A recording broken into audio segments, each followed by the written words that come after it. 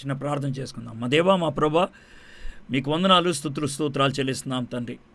నాయన, మా చుట్టూ మరణము తాండవమాడుతూ ఉండగా ప్రభా, నీ బిడ్డలంగా మా పాత్ర ఏంటో, మా నుంచి నువ్వేమి ఆశిస్తున్నావో, ఈ ప్రపంచానికి జీవాన్ని, ఈ ప్రపంచానికి వెలుగుని ఏ విధంగా నువ్వు అందించగలవో నాయన మేము మీ వాక్యం ద్వారా గ్రహించాలని, మా పాత్ర ఏంటో మేము తెలుసుకోవాలని ఆశపడుతూ ఉండగా తండ్రి, పరిశుద్ధాత్మని యొక్క ప్రేరణలో మమ్మల్ని ఉంచమని అడుగుచున్నాం. పరిశుద్ధాత్మని యొక్క అధికారంలో, ఆధిపత్యంలో మమ్మల్ని ఉంచమని అడుగుచున్నాం. నేను ఎంతమంది అయితే ఈ మాటలు వింటున్నారో ప్రతి ఒక్కరి యొక్క హృదయాన్ని మీరు తాకమని అడుగుచున్నాను. ప్రతి ఒక్క మనసును ప్రేరేపించమని అడుగుచున్నాను తండ్రి. నాయన, మేమేదో సరదాగా తీసుకోకుండా ప్రభా, నాయన మా పాత్ర ఖచ్చితంగా మేము గుర్తెరగలిగినట్లు కృప చూపించమని, ఈ సమయాన్ని మాకు దీవెనకరంగా చేయమని యేసు నామములో ప్రార్థన చేయుచున్నాం తండ్రి. ఆమెన్. బైబిల్ మన చేతుల్లో ఉన్నది నమ్మదగిందా? ఇన్ని శతాబ్దాలు దాటుకుంటూ మన దగ్గరకు వచ్చింది. దాంట్లో ఏమీ కలపకుండా, ఏమీ చెరపకుండా ఉంచారా? ఇలాంటి ప్రశ్నలు ఒక 70 సంవత్సరాల క్రితం ఉంటూ ఉండేది. 70 సంవత్సరాల క్రితం వరకు 1948, 1950 మధ్యలో వాటన్నిటికీ కూడా జవాబు దొరికింది. మృత సముద్రం దగ్గర కుమ్రాన్ అనేటువంటి గుహల్లో, ఆ ప్రాంతంలో ఉన్నటువంటి గుహల్లో దొరికినటువంటి అతి పురాతనమైనటువంటి చేవ్రాతల్లో 2 పరిపూర్ణంగా యెషయా అనేటువంటి భక్తుడు రాసినటువంటి ప్రవచనం 2 దొరికాయి పరిపూర్ణంగా. అంటే యెషయా గ్రంథంలో 66 అధ్యాయాలు కూడా 2 కాపీలు దొరికాయి. వాటిని పరిశోధించినప్పుడు క్రీస్తు పూర్వము 200 ఆ ప్రాంతాలకు చెందింది అని అర్థమైంది. వాటిని జాగ్రత్తగా క్షుణ్ణంగా పరిశీలిస్తే అర్థమైంది ఏంటంటే, మన చేతుల్లో ఉన్నటువంటి వాక్యంలో ఏమీ కలపలేదు, ఏమీ తీయలేదు. చాలా జాగ్రత్తగా దేవుడు మన చేతికి తీసుకొని వచ్చాడు. ఈరోజు ఆ యెషయా గ్రంథంలోంచి మనము కొన్ని విషయాలు నేర్చుకోబోతున్నాం. యెషయా భక్తుడు ప్రవచనం దేని గురించి, ఎవరి గురించి? యెషయా భక్తుడి యొక్క ప్రవచనం మన జీవితాలకు ఏమన్నా వర్తిస్తాయా? యెషయా భక్తుడు పాత నిబంధన ప్రవక్తలందరిలో కూడా పక్షిరాజు వంటి వారు అని అన్నారు. ఎందుకు అంత గొప్ప ప్రవక్త అవ్వగలిగాడు? మనము ఈ తరానికి యెషయాలాగా అవ్వాలి అని టైటిల్ పెట్టుకున్నాం. అది సాధ్యమా? అది ఎలా సాధ్యపడగలుగుతుంది? శక్తివంతమైనటువంటి ప్రవక్తగా యెషయా భక్తుడు ఎప్పుడు మారాడు? ఏ కారణం చేత మారాడు? ఎలా మారాడు? అది ఈరోజు మనం తెలుసుకోబోతున్నాం. మొదట చాలా క్షుణ్ణంగా, అంటే చాలా కొంచెంగా యెషయా గురించి తెలుసుకుందాం. రెండోది 66 అధ్యాయాలు. ఒక సర్వేలాగా చిన్న మాట చూద్దాం. ఒక వాక్య భాగాన్ని ఈరోజు మనం ధ్యానం చేయబోతున్నాం. యెషయా అనేటువంటి ఆయన ఆమోజు కుమారుడు. యెహోవాయే రక్షణ అనేది ఆ పేరుకు అర్థము. ఆమోజు అనేటువంటి ఆయన యూదా రాజు అయినటువంటి అమజ్యా తమ్ముడు కొడుకు అని చెప్పుకుంటూ ఉంటారు. ఈ యెషయా అనేటువంటి ఆయన యూదా రాజులు ఉజ్జియా, ఆహాజు, హిజ్కియా ఇలాంటి రాజుల యొక్క పరిపాలనలో, యాతాము ఇలాంటి రాజుల యొక్క పరిపాలనలో ఆయన ఉన్నాడు. ఆయన క్రీస్తు పూర్వం 762 నుంచి క్రీస్తు పూర్వం 698 వరకు 64 సంవత్సరాలు ప్రవక్తగా ఉన్నాడు అని చాలామంది చెప్పుకుంటూ ఉంటారు. కొంతమంది అంత దీర్ఘకాలం లేళ్లే, 40 ఏళ్ళు మాత్రమే అని 740 నుంచి 700 దాకా చెప్పుకుంటూ ఉంటారు. మీకా, ఆమోసు, హోసియా ఈ ప్రవక్తలు ఉన్నటువంటి కాలంలో ఈయన ఉన్నాడు. యెషయా బాగా చదువుకున్నటువంటి వ్యక్తి, రాజ దర్బారులోకి ప్రవేశం కలిగినటువంటి వ్యక్తి. తన భార్య దెబోరాలాగా, హుల్దాలాగా ప్రవక్తిని. తనకి 2 కుమారులు ఉన్నారు. ఆయన యోదయాలో ఉన్నటువంటి యెరూషలేములో ఉండేటువంటి వాడు. ఆయన చాలా రాజుగారికి దగ్గరగా ఉంటూ ఉండేవాడు. ఆయన ఉత్తర దేశమైనటువంటి ఇశ్రాయేలు పతనాన్ని తన కళ్ళారా చూశాడు. ఆ పతనం అయిపోయిన తర్వాత ఇప్పుడు ఉత్తర దేశం లేదు కాబట్టి, అంటే ఇశ్రాయేల్ లేదు కాబట్టి, అశ్షీరియా వాళ్ళు యోధా మీదకి దండెత్తడానికి అన్ని కోణాలలో అవకాశం ఉన్నది. అందుకనే హిజ్కియాకి కొన్ని సలహాలు ఇచ్చాడు. ఆ సలహాల మేరకు హిజ్కియా ఆ భయంకరమైనటువంటి విపత్తుని తట్టుకున్నాడు. సెనాకెరబ్ అనేటువంటి అసీరియా రాజు 185,000 మంది సైనికుల్ని వేసుకొని యెరూషలేం మీదకి దండెత్తినప్పుడు యెషయా భక్తుడు హిజ్కియాతో కలిసి ప్రార్థన చేశాడు. ఈ విషయాన్ని 37వ అధ్యాయంలో చూస్తాం. ఆ సమయంలో పాడినటువంటి పాటే దేవుడే నాకాశ్రయంబు దివ్యమైనటువంటి దుర్గము. కీర్తనలు 46. దేవుడు అద్భుతంగా సెనాకెరబ్ని తన యొక్క సైనికుల్ని మొత్తినట్లు మనం చూస్తూ ఉన్నాం. అయితే చరిత్రలో స్పష్టంగా లేకపోయినా యూదులకున్నటువంటి ఇతర గ్రంథమైనటువంటి మిష్నాలోను క్రీస్తు శకం 150లో ఉన్నటువంటి గొప్ప సంఘ నాయకుడు జస్టిన్ మార్టైర్ యొక్క మాటల ప్రకారం హిబ్రీ గ్రంథకర్త 11వ అధ్యాయం 37వ వచనంలో రాసినట్లు ఒక వ్యక్తిని రంపంతో కోశారనేది. ఆ రంపంతో కోసింది ఎవరినో కాదు, యెషయానని. చెక్క రంపంతో ఆయన్ని కోసి చంపారని, ఆ విధంగా చంపించింది మనష్షే అనేటువంటి రాజు అని చెప్తూ ఉంటారు. ఇది యెషయా గురించి చిన్న పరిచయం. యెషయా గ్రంథము ఏ పరిస్థితుల్లో రాయబడింది అనే దాన్ని చూడటానికి గుర్తుపెట్టుకోండి, పాత నిబంధన ప్రవక్తలు ఎవరు ప్రవచించినప్పుడు కూడా వాళ్ళ యొక్క సెంట్రల్ పాయింట్ ఎవరు అంటే యేసుక్రీస్తే. కాబట్టి ప్రతి ప్రవక్త కూడా యేసయ్యను ప్రవచించడానికి ప్రయత్నం చేశారు, పాత నిబంధనలో ఉన్నటువంటి వాళ్ళు. అందుకనే ఎమ్మై మార్గములో యేసు ప్రభువారు ఆ ఇద్దరితో వెళ్తున్నప్పుడు, మీరు మోషే ప్రవక్తలు చూడలేదా, ధర్మశాస్త్రాన్ని ప్రవక్తలు చూడలేదా, అవన్నీ కూడా ఈయన గురించే కదా ఉన్నవి అని అంటూ ఉన్నారు. కాబట్టి ప్రవక్తలు యేసు ప్రభు గురించే రాశారు. వాళ్ళల్లో యెషయా అనేటువంటి ఈ యొక్క ప్రవక్త తాను ప్రవచించినటువంటి మాటలు they are very big, they are very complex, they are very rich. చాలా ఉత్కృష్టమైనవి, చాలా క్లిష్టమైనవి, జటిలమైనవి, మిశ్రితమైనటువంటి. ఎందుకని మిశ్రితమైనవి అని అంటున్నానంటే, ఆయన మొదటి రాకడ గొర్రె పిల్లవలే, ఆయన రెండవ రాకడ సింహము వలె అని 2 ప్రవచనాలు కూడా యెషయా భక్తుడు ఇవ్వటం జరుగుతూ ఉన్నది. అయితే ఈ ప్రవచనాలు ఏ పరిస్థితుల్లో వచ్చాయి? ఇశ్రాయేలు లేకపోతే యోధా అనేటువంటి ప్రాంతం చాలా భయంకరమైనటువంటి ఒత్తిళ్ళలో ఉన్నది. దానికి ఒక విధంగా ఓటమి, దాని యొక్క పరిపూర్ణంగా వినాశనమయ్యేటువంటి ఆ స్థితిగతులు వస్తూ ఉన్నాయి. అలాంటి నేపథ్యంలో ఈ యొక్క ప్రవచనం రావటం జరిగింది. 1-2 వచనాలు మీకు పరిచయంలాగా చూస్తాను. మొదటి అధ్యాయం 2 నుంచి 4 దాకా చదివితే ఇది బైబిలేనా అని అనిపిస్తుంది. ఎందుకంటే దేవుడు అంత కోపాగ్నితో మాట్లాడుతున్నట్లు చూస్తున్నాం. యెహోవా మాట్లాడుచున్నాడు.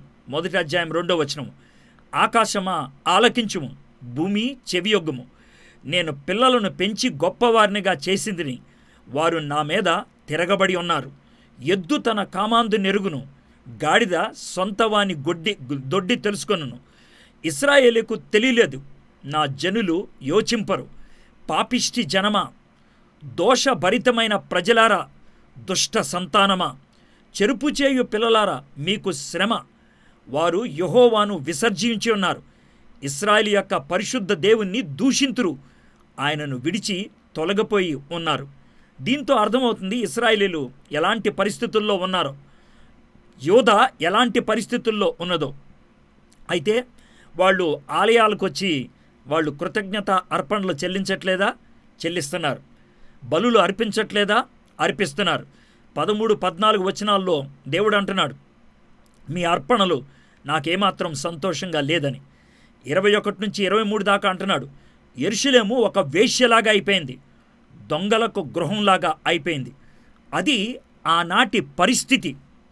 ఆ పరిస్థితుల్లో ఉన్నటువంటి ఆ పట్టణాన్ని, ఆ పరిస్థితుల్లో ఉన్నటువంటి రాజ్యాన్ని ఏ స్థితిలోకి తీసుకెళ్లదలుచుకున్నాడో 25-26 వచనాల్లో చూస్తాం. మొదటి అధ్యాయంలోనే, నా హస్తము నీ మీద పెట్టి క్షారము వేసి నీ ముష్టును నిర్మలము చేసి నీలో కలిపిన తగరమంతియు తీసివేసేదను. అంటే లోనున్నటువంటి డర్ట్ అంతా తీసేస్తాను.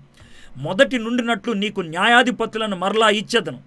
ఆదిలో నుండినట్లు నీకు ఆలోచనకర్తలను మరలా నియమించదను. అప్పుడు నీతిగల పట్టణమనియు నమ్మకమైన నగరమనియు నీకు పేరు పెట్టబడను. దేవుడు తన యొక్క గోల్ని, తన యొక్క ఆశను మొదటి అధ్యాయంలోనే ఆ చివరికి వచ్చేటప్పటికి అలా చెప్పుకుంటూ వచ్చాడు. 66 అధ్యాయాలు కలిగినటువంటి ఈ పుస్తకం చివరికి వచ్చేటప్పటికి 65వ అధ్యాయం 15వ వచనం చదువుతున్నాను. ఇదిగో నేను క్రొత్త ఆకాశమును క్రొత్త భూమిని సృజించుచున్నాను, మునిపటివి మరవబడును, జ్ఞాపకమునకు రావు. దేవుడు ఒక అద్భుతమైనటువంటి ప్రణాళిక కలిగి ఉన్నట్లు యెషయా భక్తుడి ద్వారా చూపిస్తున్నాడు. ఏ స్థితిలో ఉంది, యెరూషలేము ఏ స్థితికి వెళ్ళాలి, ప్రపంచమంతా ఏ స్థితికి వెళ్ళాలి, మొత్తం అంతా కూడా ఈ గ్రంథములో మనకి అందించినట్లు మనం చూస్తూ ఉంటాం. 66 పుస్తకాలు కలిగిన దాన్ని బైబిల్ అంటాం, 66 అధ్యాయాలు కలిగిన దాన్ని యెషయా రాసినటువంటి ప్రవచనం అంటూ ఉంటాం. కాబట్టి దీన్ని చాలామంది మినీ బైబిల్ అని చెప్తూ ఉంటారు. ఇది ఒక విధంగా యెషయా ఎవరు, యెషయా ప్రవచనం ఏంటి అన్నదానికి చాలా సంక్షిప్తంగా మీ ముందు పెట్టుతూ ఉన్నాను. అయితే ఈ ట్రాన్స్ఫర్మేషన్ యెషయాలో ఎలా కలిగింది, అంత గొప్ప ప్రవచనాలు ఎందుకు చెప్పగలిగాడు, అంత గొప్ప ప్రవక్త ఎలా అవ్వగలిగాడు, పక్షిరాజు వంటి వాడు అని ఎలాగా అనిపించుకోగలిగాడు, ఇది మనకు వచ్చినటువంటి ప్రశ్న. అయితే be an idea to this generation, ఈ యొక్క తరానికి నువ్వు యెషయా అవ్వాలి అని మనము ఈ యొక్క వర్తమానానికి టైటిల్ పెట్టుకున్నాం కదా. ఎలా అవ్వగలుగుతామండి, యెషయా ఎలా అవ్వాడండి, ఇది మనకున్నటువంటి ప్రశ్న. దానికి యెషయా గ్రంథము 6వ అధ్యాయంలో మొదటి 9 వచనాలు ఈరోజు ధ్యానం చేయబోతున్నాం. ఈ 9 వచనాలు యెషయా అనేటువంటి ఈ యొక్క ప్రవక్తకి ఒక టర్నింగ్ పాయింట్గా ఉంటూ ఉన్నది. ఈరోజు ఈ వర్తమానాన్ని మీకు ఇచ్చేటప్పుడు నాకున్నటువంటి అభిలాష, నాకున్నటువంటి ప్రార్థన ఒకటే. ఎవరైతే ఈ వర్తమానం వింటున్నారో ఈ వర్తమానం ద్వారా వాళ్ళ యొక్క జీవితంలో టర్నింగ్ పాయింట్ని రీచ్ అవ్వాలని నేను ఆశపడుతున్నాను. అది ఎలా సాధ్యమవుతుందండి? ఒక ఈవెంట్ ద్వారా జరుగుద్దా, ఒక రోజు జరుగుద్దా అంటే ఖచ్చితంగా టర్న్అవుట్ అనేది ఒక రోజు జరుగుద్ది. ఆ టర్న్ అయిన తర్వాత ప్రయాణం కొంతకాలం పట్టవచ్చు. It starts with an event and it never ends in an event, it's a process. అది ఒక సంఘటన ద్వారా ఆరంభమవుతుంది, ఆ సంఘటనతో ఆగిపోదు, అది ఒక ప్రక్రియగా మారిపోతూ ఉంటుంది. 6వ అధ్యాయము మొదటి వచనాన్ని నేను చదువుతున్నాను. రాజైన ఉజ్జియా మృతి నొందిన సంవత్సరమున, ఇది ఎప్పుడు జరిగిందో చాలా స్పష్టంగా చెప్తున్నారు. దీన్నే మనము కాంటెక్స్ట్ అని అంటూ ఉంటాం. ఉజ్జియా అనేటువంటి రాజుని అజర్యా అని కూడా పిలుస్తూ ఉంటారు. దినవృత్తాంతముల్లో అజర్యా అని ఈయన గురించి పలకడం జరిగింది. కాబట్టి కన్ఫ్యూజ్ అవ్వడానికి ఏమీ అవకాశం లేదు. వాళ్ళకి 2 పేర్లు ఉన్నాయి. ఆయన క్రీస్తు పూర్వం 792 నుంచి 740 దాకా 52 సంవత్సరాలు ఆయన రాజుగా ఉన్నాడు. 16 ఏళ్ళప్పుడు ఆయన రాజయ్యాడు. అమజ్యా తన తండ్రి చనిపోవటంతో 16 ఏళ్లకి ఆయన రాజయ్యాడు. 68 ఏళ్ళప్పుడు ఆయన చనిపోయాడు. తన జీవితాంతం కూడా ఎక్కువగా మంచిగా జీవించాడు ఆయన. దేవుని యొక్క ఆశయాలు నెరవేర్చిన వ్యక్తిగా మనం చూస్తాం. జకర్యా అనేటువంటి ప్రవక్త తనకి సలహాలు ఇచ్చినప్పుడు ఆ సలహాల మేరకు జీవించాడని మనం చూస్తూ ఉన్నాం. 2వ దినవృత్తాంతములు 26వ అధ్యాయంలో ఈ యొక్క ఉజ్జియా లేకపోతే అజర్యా జీవితంలో జరిగినటువంటి ఒక భయంకరమైనటువంటి సంఘటన గురించి చెప్తూ ఉంటారు. ఆయనకి బాగా గర్వం పెరిగిపోయింది. ఎందుకంటే విజయం తర్వాత విజయం వచ్చింది, మొకటమి లేని మహారాజుగా అయిపోయాడు. ఆ గర్వముతో దేవాలయంలో ధూపము వేయటానికని లోనకి వెళ్ళిపోయాడు. ఆయన వెళ్ళకూడదు. ఆ విధంగా వెళ్ళగలిగేది కేవలం యాజకులు మాత్రమే. ఈయన రాజుగారు, ఈయన వెళ్ళకూడదు. ఈయన వెళ్ళటానికి ప్రయత్నం చేస్తే అజరయ్య అనేటువంటి ప్రవక్త 80 మంది అనే యాజకుడు 80 మంది ఇతర యాజకుల్ని పట్టుకొని చాలా ధైర్యంగా రాజుగారు ముందు నిలబడి, రాజుగారు ఇది మీరు చేయకూడదు అని అన్నాడు. రాజుగారు కదా, తాను చాలా కోపాన్ని ఆయన వెళ్ళగొక్కడానికి ప్రయత్నం చేశాడు. ఆ విధంగా ఆయన అరుస్తున్నప్పుడే, కోపాన్ని చూపుతున్నప్పుడే దేవుని యొక్క ఉగ్రత ఆ రాజు మీదకి వచ్చింది. ఆయన కుష్టి వ్యాధి వచ్చింది. వెంటనే ఆయన నుసుటి మీద, ముఖం మీద ఆ యొక్క కుష్టి వ్యాధి చూసినటువంటి యాజకులు దేవాలయంలో కుష్టి వ్యాధి వచ్చిన వ్యక్తి ఉండకూడదని ఆయన్ని తీసుకొని వెంటనే బయటికి వెళ్ళిపోయారు. ఆయన్ని ఐసోలేషన్లో పెట్టారు. ఆ మాట మీకు బాగా అర్థమవుతుంది ఇప్పుడు. అప్పటి నుంచి తాను చనిపోయే వరకు ఐసోలేషన్లోనే ఉన్నాడు. 8 నుంచి 10 ఏళ్ళు ఆయన ఒంటరిగా బ్రతికాడు. ఆ సమయంలో తన కుమారుడైనటువంటి యాతాము రాజుగా ఉంటున్నాడు. తన కుమారుడు రాజుగా ఉంటున్నటువంటి ఆ యొక్క శాంతియుతమైనటువంటి దినాలలో రాజుగారు చనిపోయినటువంటి ఆ పరిస్థితుల్లో దేవుడు యెషయాతో మాట్లాడటానికి ఇష్టపడుతూ ఉన్నాడు. ఇక్కడ ఒక మాట మీకు గుర్తు చేయాలి. ఏంటి ఆ మాట అనంటే, దేవుడు యాతాముని తీసుకొచ్చాడు, ఉజ్జియాని లోన పెట్టాడు. ఉజ్జియా కోపాన్ని వెళ్ళగక్కేవాడు, ఇష్టం వచ్చినట్లు ప్రవర్తించేవాడు. ఆయన్ని నోరు మూపించి తన కొడుకుని తీసుకొచ్చాడు. తన కొడుకు కొంచెం శాంతియుతంగా ఉండేవాడు. ఆ విధంగా దిద్దుబాటు అనేది వచ్చింది, రిఫర్మేషన్. ఆ తర్వాతే యెషయాకు రెవల్యూషన్ ఇచ్చాడు. దిద్దుబాటు తర్వాతే రిఫర్మేషన్ తర్వాతే రెవల్యూషన్ ఉంటుందని మనం అర్థం చేసుకోవాలి. ఓషియా వచ్చాడు ముందు, ఆయన దిద్దుబాటు తీసుకొచ్చాడు, ఆలయంలో పరిస్థితులన్నీ చక్కబెట్టాడు. ఆ తర్వాత ఇర్మియా వచ్చాడు ప్రత్యక్షత కోసం. ముందు బాప్తిస్మిచ్చి యోహాను వచ్చాడు, ఆయన దిద్దుబాటు తీసుకురావడానికి ప్రయత్నం చేశాడు.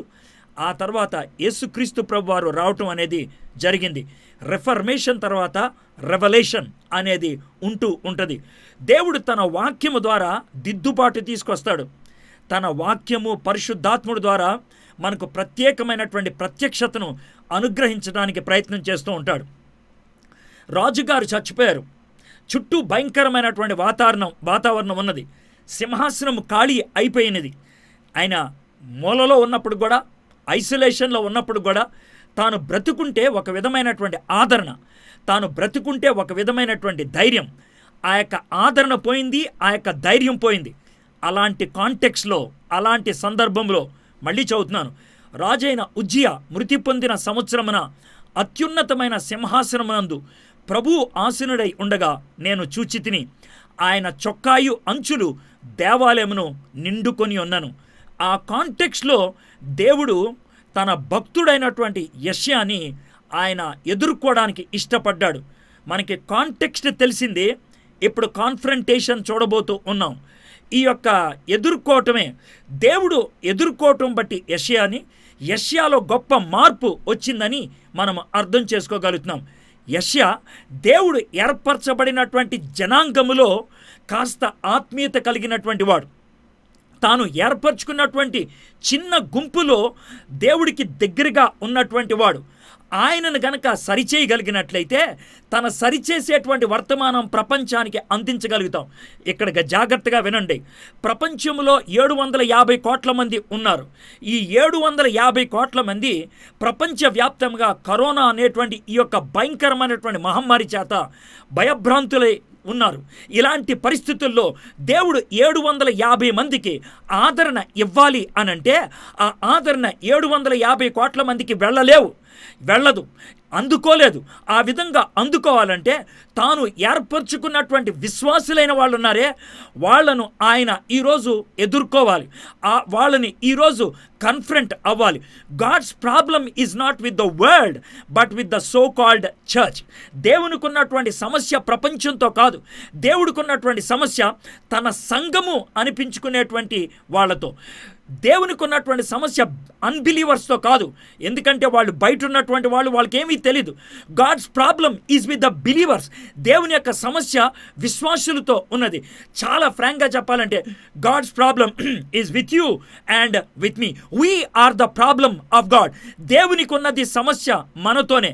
మనతో సమస్య పరిష్కరించబడినట్లయితే, మనము దేవుణ్ణి ఎదుర్కోగలిగినట్లయితే, if you are able to confront God, God will be able to confront the world through us and in us.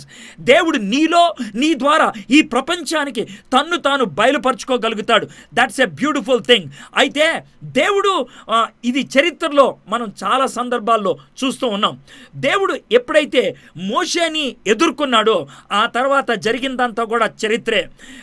దేవుడు సమూయేలు దీపస్తంభం దగ్గర పడుకోనున్నప్పుడు ఆయన్ని ఎదుర్కొన్నాడు.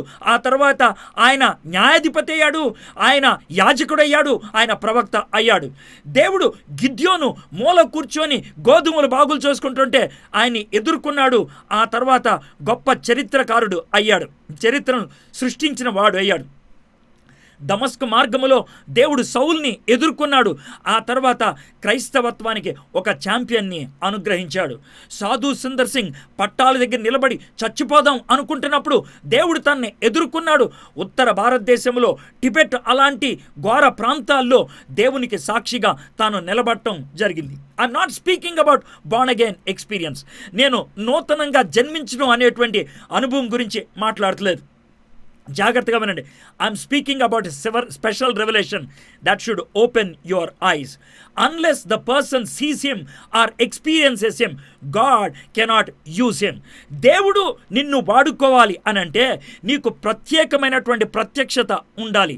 ఏంటి ఆ ప్రత్యేకమైనటువంటి ప్రత్యక్షత ఏంటి అనంటే that intimate encounter with God. దేవునితో ఆ సన్నిహితమైనటువంటి ఎదురుపాటు అనేది ఉండాలి. నువ్వు ఎన్కౌంటర్ చేయకుండా ఎమిసరీ అవ్వలేవు. దేవుణ్ణి ఎదుర్కోకుండా దేవుని చేత వాడబడలేవు. If you don't have the experience of the fullness of blessing, you can not be blessing to somebody. దేవుని యొక్క ఆశీర్వాదాల్ని పరిపూర్ణంగా అనుభవించకుండా ఇతరులకు నువ్వు ఆశీర్వాదం అవ్వలేవు. ఈరోజు మనమంతా ప్రార్థనకి ఎందుకు కూర్చున్నాం? ఎందుకు ప్రార్థన చేస్తున్నాం? ముందు మనము ఆశీర్వదించబడాలి, ముందు మనము నింపబడాలి. అప్పుడే మనం ఇతరులకు అందించగలుగుతాం. ఆ విధంగా నింపబడాలంటే ఏం చేయాలి? 2వ వచనం నుంచి ఆ మహానుభావుడు యెషయా భక్తుడి యొక్క సాక్ష్యాన్ని మనం చదువుతున్నాం. This is his testimony. జాగ్రత్తగా వినండి, ఇది ఆయన యొక్క సాక్ష్యము. 2వ వచనం చూద్దాం. ఆయనకు పైగా శరాపులు నిలిచి ఉండిరి, ఒకరికొకరు ఆరేసి రెక్కలుండెను. ప్రతివాడు 2 రెక్కలతో తన ముఖమును, రెంటితో తన కాళ్లను కప్పుకొనుచు రెంటితో ఎగురుచుండెను. దీంతో మనకి ఏమర్థమవుతుందంటే యెషయా భక్తుడికి ఒక దర్శనము వచ్చింది. ఒక పరలోకపు కిటికీ తెరవబడింది. కాస్త చూశాడు. అక్కడ సింహాసనం మీద ఒక ఆయన కూర్చొని ఉండటం ఆయన చూశాడు. ఆ రోజు జరిగినటువంటి ఆ యొక్క దర్శనములో ఆయన చూసింది ఎవరిని? ఇది మనకొచ్చేటువంటి ప్రశ్న. యోహాను సువార్త 12వ అధ్యాయం 37 నుంచి 42 దాకా యేసుక్రీస్తు ప్రభువారు మాట్లాడుతూ చాలా కోపంగా అంటున్నాడు, ఇన్ని అద్భుతాలు చేసినా, ఇన్ని గొప్ప కార్యాలు చేసినా నన్ను నమ్మరే, నన్ను ప్రశ్నిస్తున్నారే, ఎందుకు ఈ విధంగా జరుగుతుందో తెలుసా? యెషయా భక్తుడి ద్వారా నా గురించి చెప్పినటువంటి ఆ ప్రవచనం నెరవేరాలి అని చెప్తున్నాడు. ఆ మాటల సందర్భంలో 41, 42 వచనాల్లో చూసినట్లయితే ఆ సింహాసనం మీద కూర్చుంది తానే అనేటువంటి విషయాన్ని చాలా స్పష్టంగా అర్థమవుతుంది. గుర్తుపెట్టుకోండి, క్రైస్తవుడిగా నువ్వు పరిచర్య మొదలు పెట్టాలి అనంటే అది ఏ రకమైనటువంటి పరిచర్య అయినప్పుడు కూడా it should start with a vision. ఒక దర్శనముతో అది ఆరంభం అవ్వాలి. an exclusive vision you need to have about your calling. నీ యొక్క పిలుపు విషయంలో ఒక ప్రత్యేకమైనటువంటి దర్శనం ఉండాలి. నేను చాలామంది పాస్టర్ని చూశాను. వాళ్ళు ఎందుకు పాస్టర్లు అయ్యారు అంటే వాళ్ళ తండ్రి గారు పాస్టర్ కాబట్టి. ఎందుకు పాస్టర్ అయ్యారు అంటే ఎవరికో వాళ్ళ గురించి ఒక దర్శనం వచ్చింది కాబట్టి. ఎందుకు పాస్టర్ అయ్యారు అనంటే వాళ్ళ తల్లిదండ్రులు ఒక క్లిష్టమైనటువంటి సందర్భంలో నా కొడుకుని నీ సేవకు అర్పిస్తానని చిన్నప్పుడు వాగ్దానం చేశారు కాబట్టి. అవి తప్పు అని నేను చెప్పట్లేదు, ఇవన్నీ కరెక్టే అయి ఉండొచ్చు. కానీ గుర్తుపెట్టుకోండి, ఇవన్నీ కూడా సెకండరీ, ప్రాథమికమైనటువంటి కారణాలు కాకూడదు. ఒక వ్యక్తి సేవలో ఉన్నాడంటే, ఒక వ్యక్తి దేవుని కోసం ఏమైనా చేస్తున్నాడంటే ఆ వ్యక్తి చెప్పాల్సినటువంటి మాట ఏంటి తెలుసా? దేవుడు నా హృదయంలో నాటిన బీజం ఇది, దేవుడు నాకు ఇచ్చినటువంటి భారం ఇది, దేవుడు నాకు ఇచ్చినటువంటి దర్శనం ఇది అని ఆ కన్ఫర్మేషన్ వాళ్ళకు ఉండాలి. ఆ యొక్క సబ్జెక్టు థాట్ అనేది తనకు ఉండాలి. తన హృదయంలో అది లేకపోతే గనక అది పరిపూర్ణతను ఇవ్వలేదు, అది ధైర్యాన్ని ఇవ్వలేదు. దర్శనానికి 2 లక్షణాలు ఉంటాయి. ఒకటి కాన్సెప్షన్, రెండోది కాంటెంప్లేషన్. మొదటిది కాన్సెప్షన్, చూడటం, కనటం అంటారు. రెండవది కాంటెంప్లేషన్. ఒకటి దర్శనము, రెండోది ధ్యానము. ఒకటి దర్శనము, రెండోది ధ్యానము. నా ఉద్దేశంలో ప్రతి ఒక్కరికి కూడా ఈ దర్శనము, ధ్యానము చాలా అద్భుతమైనటువంటి పద్ధతిలో జరుగుద్ది అని నేను అనట్లేదు. కొంతమందికి పౌలుకి దమస్కు మార్గంలో జరిగినట్లు జరగవచ్చు. కొంతమందికి యెషయాకి ఆ యొక్క ప్రార్థనలో ఉన్నప్పుడు జరిగినట్లు జరగవచ్చు. కొంతమందికి చాలా సైలెంట్గా జరగవచ్చు. దేవుని వాక్యాన్ని వింటున్నప్పుడు జరగవచ్చు. దేవుని వాక్యాన్ని ధ్యానం చేసుకుంటున్నప్పుడు జరగవచ్చు. మే 24వ తారీఖు 1738వ సంవత్సరం ఉదయం 5 గంటలకే ఆయన లేచాడు. లేచి ఆయన ముఖం కడుక్కొని వాక్యాన్ని ధ్యానం చేసుకుందాం అనుకున్నాడు. అంతకుముందు రాత్రి ఆయన విన్నటువంటి వాక్యం, రోమీలకు రాసినటువంటి పత్రిక గురించి మార్టిన్ లూథర్ గారు ఇచ్చినటువంటి పరిచయ పలుకులు ఎవరో చదువుతుంటే ఆయన విన్నాడు. ఉదయాన్నే లేచాడు. ఆయన వాటిని ఒకసారి మననం చేసుకోవటం మొదలుపెట్టాడు. ఆయన మామూలు వాడు కాదు, ఆయన పాస్టర్ గారు. ఆయన ఆక్స్ఫర్డ్లో బాగా చదువుకున్నటువంటి వ్యక్తి. కానీ ఆయన గత రాత్రి విన్నటువంటి ఆ మాటలు ధ్యానం చేసుకుంటూ ఉంటున్నప్పుడు తాను అనుభూతిని చెప్తున్నాడు. ఏమనో తెలుసా, నా యొక్క హృదయము స్ట్రేంజ్ వేలో, అంటే నాకు తెలియనటువంటి ఒక పద్ధతిలో, ఒక విచిత్రమైన పద్ధతిలో వేడిగా అనిపించింది. ఐ ఫెల్ట్ స్ట్రేంజ్లీ వార్మ్డ్ అని అంటున్నాడు. నాకు చాలా వేడి అనిపించింది. ఆ వేడి హృదయంలో పుట్టినప్పుడు ఆయన పెదవుల మీద వచ్చినటువంటి 3 మాటలు, Jesus my master, Jesus my master. ఆ మాటలు పలుకుతూ ఉన్నప్పుడు ఒళ్ళంతా కంపరించిందంట, వణుకు పుట్టుకొచ్చింది. దానికి పెద్ద దివ్యమైన వెలుగు కనబడలేదు, పెద్ద స్వరం ఆకాశము నుంచి వినబడలేదు. నిన్నటి దినాన్న విన్నటువంటి వాక్యం కేవలం ధ్యానం చేసుకుంటూ ఉన్నాడు. ఎప్పుడైతే ఆ విధమైనటువంటి మార్పు కలిగిందో, ఒక పాస్టర్ గారు ఆయన అప్పటికే చాలాసార్లు వాక్యాన్ని బోధించాడు. కానీ తన పరిచర్యలో ఆనాటి నుంచి విపరీతమైనటువంటి మార్పు వచ్చింది. ఒక దేశం ఆయన యొక్క ప్రసంగాలు బట్టి మారిపోయింది. 40,000 ప్రసంగాలు చేశాడు. 25,000 మైళ్ళు ఆయన గుర్రం మీద స్వారీ చేసుకుంటూ తిరిగాడు. ఆయన ఎవరో కాదు, జాన్ వెస్లీ. తన గుండెల్లో కడిగినటువంటి ఆ యొక్క వేడి నీలో కలిగిందా? ఆయనకు కలిగినటువంటి దర్శనములాగా నీకు దర్శనం వచ్చిందా? దేవుడు నాకు ఇచ్చినటువంటి పిలిపిది, దేవుడు నాకు ఇచ్చినటువంటి దర్శనం ఇది అని నువ్వు చెప్పగలుగుతున్నావా? If you haven't done that, నీ జీవితంలో అది జరగకపోతే నీకు ఏమేమి మిస్ అవుతున్నావో తెలుసా? Isaiah saw Jesus in the pre incarnate glory. యేసుక్రీస్తు ప్రభువారు శరీరధారి ఈ లోకములోకి రాకముందు ఎవరో ఆయన చూడగలిగాడు. ఆయనకు ఒక దర్శనం వచ్చింది. యేసుక్రీస్తు ప్రభువారిని ఈ కంటితో చూడకపోవచ్చు, కానీ నీ హృదయంలో ఆయన యొక్క మహిమను నువ్వు అనుభవించగలిగావా? ఆయన యొక్క ఉత్కృష్టతను నువ్వు గ్రహించగలిగావా? నువ్వు ఆయన యొక్క ఔన్నత్యాన్ని నీ జీవితంలో అనుభవించగలిగా? If you haven't done that, అది జరగకపోయినట్లయితే దేవుడు నిన్ను ఎలా వాడుకోగలుగుతాడు? రెండోది, ఐజియా సా జీసస్ రైనింగ్, అంటే ఆయన సింహాసనం మీద కూర్చొని ఆయన ఏలటం చూశాడు. యేసుక్రీస్తు ప్రభువాన్ని రాజులకు రాజుగా, ప్రభువులకు ప్రభువుగా నీ గుండెల్లో అంగీకరించకపోతే, నీ జీవితానికి ఆయన ప్రభువు కాకపోతే, నీ చుట్టూ ఉన్నటువంటి ప్రపంచానికి ఏ కారణం చేత నువ్వు ప్రార్థన చేయగలుగుతావు? ఏ అధికారం చేత ప్రభువా ఈ యొక్క కరోనాని అంతమొందించు అని అనగలుగుతావు? Unless you saw him as king of kings and lord of lords, ఆయన్ని ప్రభువుగా చూడకపోతే, రాజులకు రాజుగా చూడకపోతే, ఈరోజు నువ్వు చేసేటువంటి ప్రార్థన వ్యర్థమే. నీ రాజ్యము వచ్చును కాక అని నేర్పించాడు. రాజ్యం ఎవరిదొస్తుంది? రాజుగారిది. యేసుక్రీస్తు ప్రభువారు ప్రపంచానికి రాజు అవ్వకముందు నీకు రాజు అవ్వాలి. యేసుక్రీస్తుని ప్రపంచానికి ప్రభువుగా పరిచయం చేయకముందు ఆయన నీకు ప్రభు అవ్వాలి.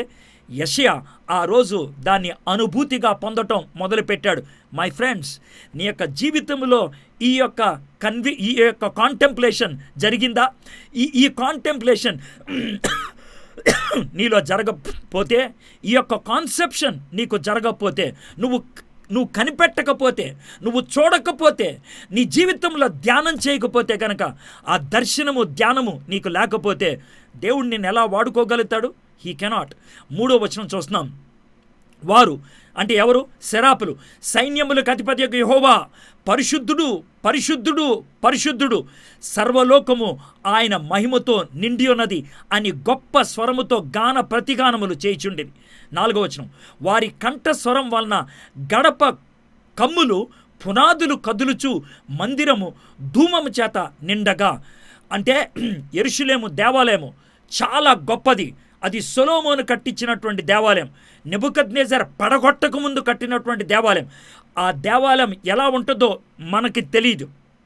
అయితే ఆ దేవాలయం చాలా గొప్పది అని మాత్రం మనకి తెలుసు. దేవుడికే ఆ యొక్క దేవాలయం చూసినప్పుడు వావ్ నాకు నచ్చింది అని చెప్పగలిగాడు. దాని యొక్క గుమ్మాల యొక్క పునాదులు అవి కదిలాయి అంట. ఎందుకని అంటే దేవుడు అంత శక్తి కలిగినటువంటి వాడు. ఆ శక్తి కలిగినటువంటి దేవుడు సింహాసనం మీద కూర్చొని ఉన్నప్పుడు ఇది జరిగింది. మళ్ళొకసారి కాంటెక్స్ట్ ఆలోచిద్దాం. ఉజ్జియా రాజు చచ్చిపోయాడు, కానీ దేవుడు మాత్రం బ్రతికే ఉన్నాడు. ఉజ్జియా రోజు యొక్క సింహాసనం ఖాళీ అయిపోయింది, కానీ పరలోకపు సింహాసనం మాత్రం దేవుని చేత నింపబడి ఉన్నది. వాట్ ఏ కాంట్రాస్ట్ అర్థమవుతుంది. చుట్టూ మరణం ఉంది, కానీ మనము జీవాన్ని చూస్తూ ఉన్నాం. మన చుట్టూ లక్షల మంది చచ్చిపోతూ ఉన్నారు, కోట్ల మంది ఈ కరోనా బాధితులు అవుతూ ఉన్నారు. అలాంటి పరిస్థితుల్లో జీవము కలిగినటువంటి దేవుని యొక్క దర్శనం లేకపోతే, if you don't have that upward vision, పైకి చూసి ఆ దర్శనం పొందకపోతే నువ్వు ప్రార్థన ఎవరికి చేస్తావు? ప్రార్థన ఎలా చేస్తావు? ప్రార్థన ఎందుకు చేస్తావు? ప్రార్థన ఏమని చేస్తావు? Without that vision, without that conception you cannot pray. నువ్వు చేయలేవు. అయితే అలాంటి దర్శనము కలిగినప్పుడు దేవదూతలు ఆరాధిస్తూ ఉంటే నువ్వు ఏడుస్తావా? You cannot cry. నువ్వు దుఃఖపడతావా? You cannot వీప్. నువ్వు ఏడవలేవు. నీ చుట్టూ మరణం ఉండొచ్చు, కానీ ఆ దేవదూతలు ఆరాధిస్తూ ఉంటే, ఆయన సింహాసనం మీద ఆసీనుడై ఉంటే నీ కళ్ళల్లో అంతకుముందు దుఃఖం ఉండొచ్చు, నీ కళ్ళల్లో భయంకరమైనటువంటి భయం ఉండొచ్చు. ఆ దర్శనము, ఆ యొక్క ఆలోచన, ఆ విధమైనటువంటి తలంపు నీలో ఏం కలిగిస్తుందో తెలుసా? It creates a sense of worship. ఆరాధన, నిజమైనటువంటి ప్రార్థన దేవునికి చేసేదైతే, దేవుణ్ణి గమనించిన వ్యక్తి, దేవుణ్ణి చూసినటువంటి వ్యక్తి, దేవుణ్ణి కన్సీవ్ చేసినటువంటి వ్యక్తి, దేవుణ్ణి కనుగొన్నటువంటి వ్యక్తి ఆరాధించకుండా ఉండలేడు. It starts with worship. మీలో చాలామంది ప్రార్థన ఏడుస్తూ మొదలుపెట్టారు. ఆ ఏడుపు అలాగే కొనసాగింది, ఆ బాధ అలాగే కొనసాగింది. అయితే ఎంత భారము కలిగిన వ్యక్తి అయినా, ఎంత భయాందోళన కలిగినటువంటి వ్యక్తి అయినా, ఎంత క్లిష్ట పరిస్థితుల్లో ఉన్నటువంటి వ్యక్తి అయినా దేవుని సన్నిధిలోకి వస్తే ఆరాధనతో మొదలు పెడతాడు. నెహెమ్యా గోడలు కూలిపోయాయి, గుమ్మాయిలు కాలిపోయి అని మొదలుపెట్టాడు ప్రార్థన. కానీ పరలోకములో ఉన్నటువంటి, ఆకాశంలో ఉన్నటువంటి దేవుణ్ణి చూసి ముందు ఆరాధించాడు. దానియేలు 70 సంవత్సరాలు చెరలో ఉన్నటువంటి యూదుల నిమిత్తం ప్రార్థన చేయడానికి వెళ్ళాడు, కానీ మొదట ఆయన ఆరాధనతో మొదలుపెట్టాడు. యేసుక్రీస్తు ప్రభువారు మనకి ప్రార్థన నేర్పించాడు. పరలోకమందున్న మా తండ్రి, నీ నామము పరిశుద్ధపరచబడుగాక. It starts with hallowing God. దేవుణ్ణి స్తుతించడం, దేవుణ్ణి ఆరాధించడం మనం చూస్తున్నాం. ఇక్కడ మనం యెషయా దగ్గర నేర్చుకునేటువంటి పాఠం అదే. Isaiah saw Jesus being worship. ఆరాధించబడుతున్నటువంటి క్రీస్తుని ఆయన చూశాడు. If you have not encountered the glory of God, you cannot be worshipping in spirit and truth. దేవునిని మనము ఆ యొక్క మహిమలో కనుక్కుంటే తప్పించి, ఆ మహిమలో దర్శనం కలిగితే తప్పించి, ఆ మహిమలో చూస్తే తప్పించి, ఆ మహిమలో ధ్యానిస్తే తప్పించి మన ఆరాధన ఆత్మతోనూ సత్యముతోనూ ఉండదు. Spiritual and truthful worship is in respond to the glory of Jesus Christ. యేసుక్రీస్తు యొక్క మహిమకు స్పందనే స్తుతి, ఆరాధన. అగైన్ మీకో మాట చెప్తున్నాను, ఈ కంటితో నువ్వు చూడకపోవచ్చు, అలాంటి దర్శనం కొంతమందికే దేవుడు ఇస్తాడు. కానీ నీ హృదయంలో అనుభూతిని పొందాలి.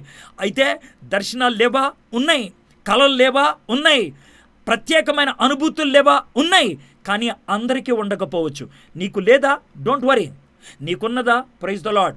ఉన్నదని నువ్వు గొప్పగా ఫీల్ అవ్వాల్సిన అవసరం లేదు. లేదు కదా అని కృంగిపోవాల్సిన అవసరం లేదు. గుండె లోతుల్లో అనుభూతిని పొందగలిగితే చాలు. జాన్ వెస్లీ అలా గొప్ప అనుభూతిని ఏమీ పొందలేదే, కానీ గొప్ప పరిచర్య చేశాడు. ఎందుకో తెలుసా? He has experienced it truthfully. వాస్తవికంగా ఆయన అనుభవించగలిగాడు. ఇంగ్లీష్లో మనము 3 కంపారిటివ్గా మాట్లాడుతూ ఉంటాడు. ఎలాగనంటే దానికి EREST పెడితే సరిపోతుంది అనమాట. EREST, long, longer, longest. ఈ మూడుగా లాంగ్, లాంగర్, లాంగెస్ట్. వాటిని 3 స్థాయిలు చెప్తూ ఉంటారు. అయితే కొన్ని వేరు పదాలు ఉంటాయి. గుడ్, బెటర్, బెస్ట్ అంటారు. గుడ్ అనేది స్టేట్మెంట్ అయితే, బెటర్ అనేది కంపారిటివ్ అయితే, బెస్ట్ అనేది సూపర్లేటివ్ అంటూ ఉంటారు. అయితే యూదులు పరిశుద్ధతకి వాళ్ళు సూపర్లేటివ్ డిగ్రీ చెప్పాలంటే కనుక వాళ్ళు చెప్పేది ఏంటి తెలుసా? హోలియెస్ట్ అనరు. కంపారిటివ్గా చెప్పాలంటే హోలియర్ అని అనరు. వాళ్ళు అనగలిగేది ఒకటే, హోలీ హోలీ హోలీ. అంటే ఏంటి తెలుసా? అది సూపర్లేటివ్.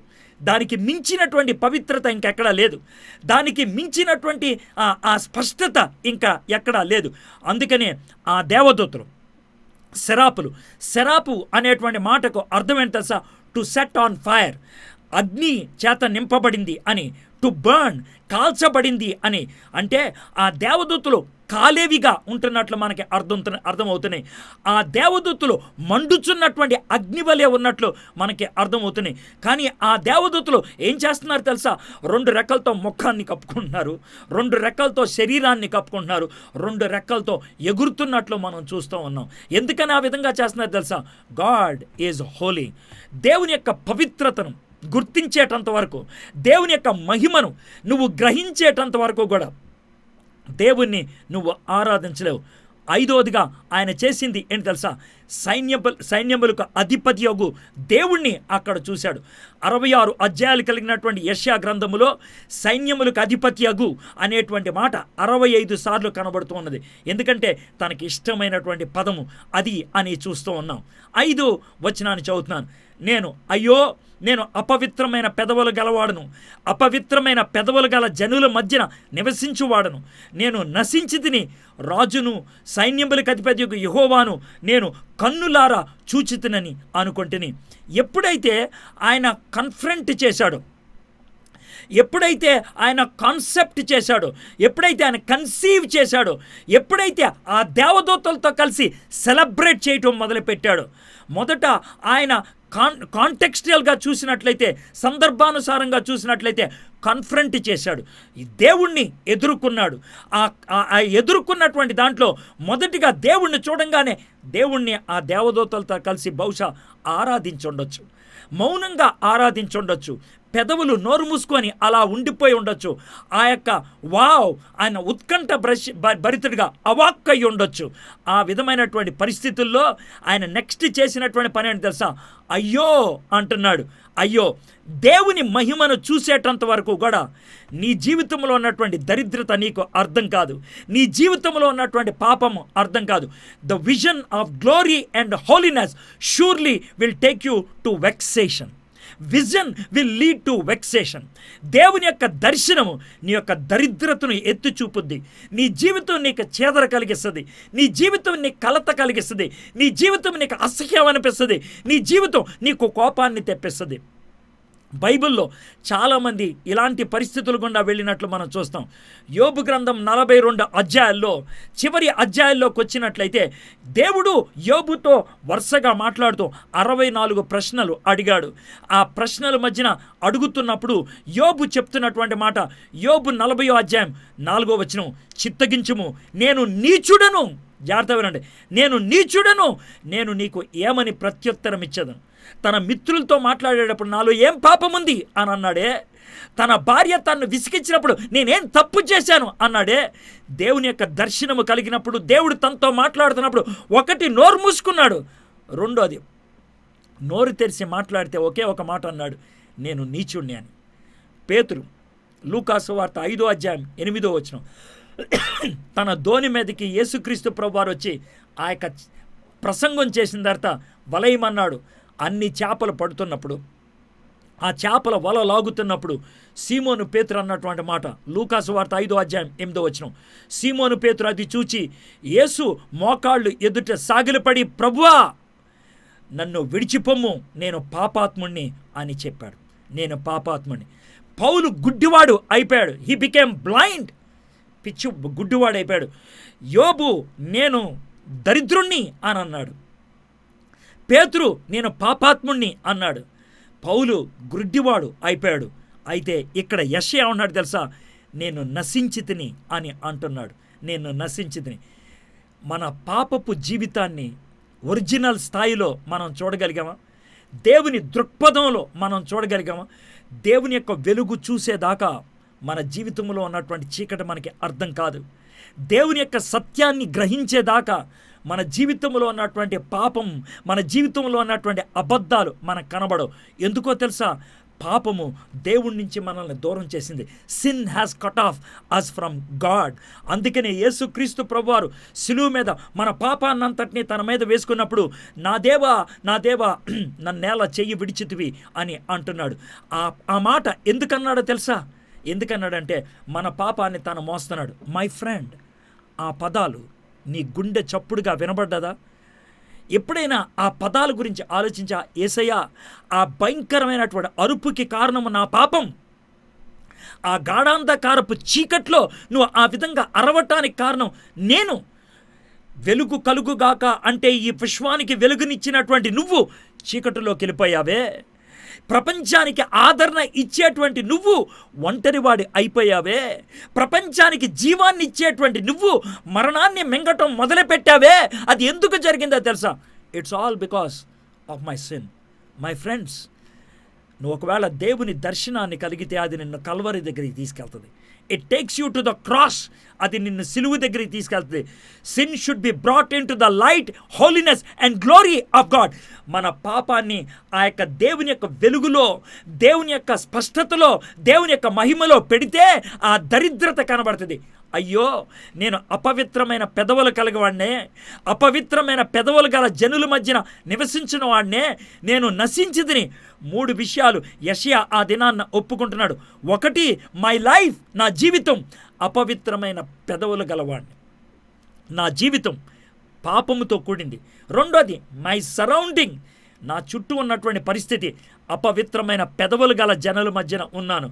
3, నా డెస్టినీ, నా యొక్క గమ్యం, నేను నశించితిని. నా జీవితం దరిద్రమైంది, నా చుట్టూ ఉన్న పరిస్థితి దరిద్రమైంది, నా భవిష్యత్తు, నా యొక్క అంతము దరిద్రమైంది. ఫుల్ అండ్ ఫ్రాంక్ కన్ఫెషన్, పరిపూర్ణమైన యథార్థమైనటువంటి ఒప్పుదల. కాబట్టి confrontation will lead to celebration and celebration will lead to confession. దేవుణ్ణి ఎదుర్కొంటే ముందు ఆరాధిస్తావు, అవాక్కవుతావు. ఆ విధంగా ఆ తర్వాత ఒప్పుకోలు అనేది మొదలు పెడుతుంది. గుర్తుపెట్టుకోండి, దేవుని యొక్క మహిమను చూడకుండా పాపాన్ని ఒప్పుకోలు. Godly repentance will lead to bold confession. దైవికమైనటువంటి ఆ పశ్చాత్తాపం, యథార్థమైనటువంటి ఆ పశ్చాత్తాపం ధైర్యంగా పాపాన్ని ఒప్పుకోవడానికి దారితీస్తుంది. నీలో పాపాన్ని ఒప్పుకోవడానికి భయం వేస్తుందా? సంకోచిస్తున్నావా? ఆలోచిస్తున్నావా? ప్రాబబ్లీ నీకు కలిగినటువంటి మారు మనసి గుండె లోతుల్లోంచి కలగలేదేమో. ఎందుకనంటే గుండె లోతుల్లోంచి కలిగినటువంటి ఆ పశ్చాత్తాపం హార్ట్ఫుల్ అండ్ బోల్డ్, ధైర్యముగా ఉంటుంది. లోన నీకు పశ్చాత్తాపం ఉంటుంది, పెదాల మీద ధైర్యంగా చెప్పగలుగుతావు. Godly repentance not only declares but also takes a U turn. ఎప్పుడైతే ఆ యథార్థమైనటువంటి పశ్చాత్తాపం కలుగుతుందో యూ టర్న్ తీసుకోవటం మొదలు పెడతావు. 3 జరుగుతాయి పశ్చాత్తాపం గురించి. ఏంటి సార్, మేము ప్రార్థన కూర్చున్నాం సార్, ఉపవాస ప్రార్థన కూర్చున్నాం, నువ్వేంటి మాకు పశ్చాత్తాపం గురించి మాట్లాడుతున్నావు అని అంటూ ఉన్నాము. నువ్వు విశ్వాసివే, నాకు తెలుసు. నీకు పశ్చాత్తాపం పడాల్సిందే ఉన్నదేమో, నువ్వు దాచుకున్నటువంటి పాపాలు ఉన్నాయేమో, అవి ఆలోచించు. నువ్వు దేవుని యొక్క వాక్యపు వెలుగులోకి వస్తే, దేవుని యొక్క దర్శనాన్ని కలిగితే, దేవుని యొక్క మహిమను నువ్వు చూస్తే 3 అవుతాయి తెలుసా? 1, it confirms in the head. నీ యొక్క బుర్రలో గ్రహిస్తావు. You are convicted in the heart. నీ యొక్క హృదయంలో అంగీకరిస్తావు. You will confess with your mouth. నీ యొక్క నోటితో ఒప్పుకుంటావు. am I clear? It will be confirmed in the head. నీ యొక్క హృదయంలో గ్రహిస్తావు.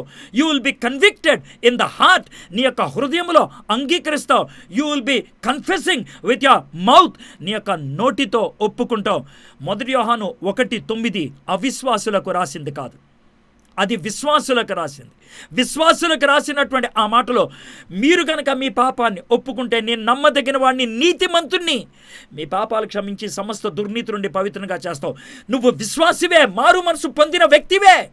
నేను కాదనట్లేదు. వెలుగులో నడుస్తున్నాను అని చెప్పుకునేటువంటి వ్యక్తివే, వెలుగు సహవాసం కలిగినటువంటి వ్యక్తివే 1 యోహాను 1వ అధ్యాయంలో ఉన్న ప్రకారం. But still there might be a sin in you. నీలో పాపం ఉందేమో.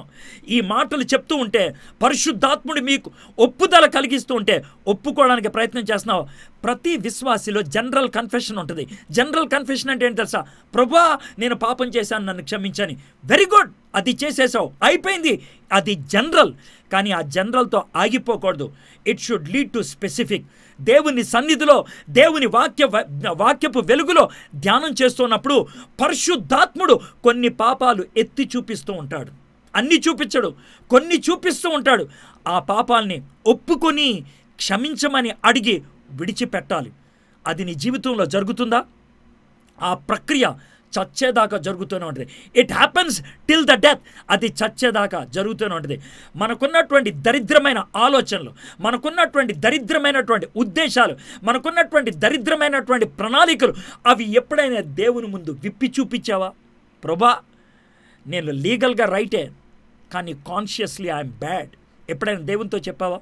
ఇప్పుడు దాకా మనం ఎన్ని పాయింట్స్ చూసామో చూద్దాం. మొదటిది కాంటెక్స్ట్ చూసాం, సందర్భం. రెండోది కన్ఫ్రంటేషన్ చూసాం, దేవుణ్ణి కనుక్కోవటం. మూడోది కాన్సెప్షన్ అండ్ కాంటెంప్లేషన్ చూసాం, దేవుణ్ణి ఎదుర్కొని ఆయన్ని ధ్యానం చేయటం. నాలుగోది సెలబ్రేషన్ ఆఫ్ గాడ్స్ గ్లోరీ, దేవుని యొక్క మహిమను ఆయన అవాక్ అవటం చూసాం. కన్విక్షన్ అండ్ కన్ఫెషన్, తాను పాపాన్ని ఒప్పుకోవటం, పాపాన్ని అంగీకరించడం చూసాం. ఇవి స్టేజెస్ ఫర్ ఫుల్ బ్లెస్సింగ్. ఇప్పుడు 6-7 వచనాలు చదువుతున్నాను. అప్పుడు ఆ శరాపుల్లో ఒకడు తాను బలిపీఠం ముందు నుండి కారుతో తీసిన నిప్పును చేత పట్టుకొని నా యొద్దకు ఎగిరి వచ్చి నా నోటికి దాన్ని తగిలించి, ఇది నీ పెదవులకు తగిలెను గనుక నీ పాపమునకు ప్రాయశ్చిత్తమాయను, నీ దోషము తొలగిపోయెను అనెను. What a beautiful thing it is.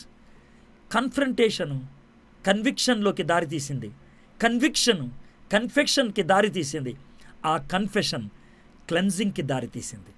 Beautiful. తన యొక్క పెదాలను తాకటంతో పవిత్రత తనకి చేకూరినట్లు మనం చూస్తూ ఉన్నాం. ఆ యొక్క మంట దేనికి సాదృశ్యంగా ఉందో తెలుసా? దేవుని వాక్యం. It's the word of God that cleanses you. దేవుని వాక్కు నిన్ను పవిత్రపరిచేదిగా ఉన్నట్లు మనం చూస్తూ ఉన్నాం. ఒకే ఒక పాపాన్ని దేవుడు క్షమించలేడు. ఏ పాపాన్నైనా దేవుడు క్షమిస్తాడు, ఏ పాపాన్నైనా ఒప్పుకుంటే క్షమిస్తాడు. ఒకే ఒక పాపాన్ని ఆయన క్షమించలేడు. ఏంటా పాపం తెలుసా?